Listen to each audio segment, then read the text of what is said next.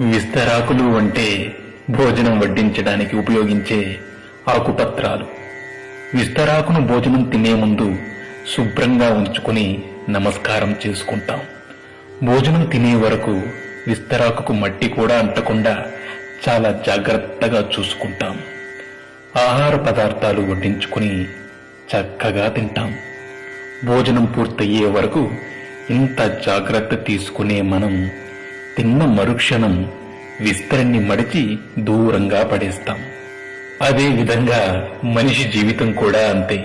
బ్రతికి ఉన్నప్పుడు మనిషి ఎంత గొప్పవాడైనా, ఎంత గొప్పగా బ్రతికినా ఊపిరిపోగానే ఊరి బయట పారేసి వస్తాం. విస్తరాకు భోజనం తరువాత దానిని పారేసినప్పుడు కూడా సంతోషపడుతుంది. ఎందుకంటే పోయే ముందు ఒకరి ఆకలి తీర్చినందుకు సంతృప్తి పడుతుందట. విస్తరాకుకు ఉన్న ఈ మంచి గుణం మనుషులకు కూడా ఉండాలి. సేవ చేసే అవకాశం వచ్చినప్పుడు మనమంతా సేవ చెయ్యాలి. మళ్లీ ఎప్పుడైనా సేవ చేయొచ్చులే అని వాయిదా వేయకూడదు. ఆ అవకాశం మళ్లీ ఎప్పుడైనా వస్తుందని అనుకోకూడదు. ఎందుకంటే ఊపిరి ఎప్పుడు ఉంటుందో ఎప్పుడు పోతుందో ఎవరికీ తెలియదు. అప్పుడు కనీసం విస్తరాకుకు ఉన్న తృప్తి కూడా మనకి ఉండదు. ఎంత సంపాదించి ఏం లాభం? ఒక్క పైసా కూడా తీసుకుపోగలమా? కనీసం మన ఒంటి మీద బట్ట కూడా మిగలనివ్వరు.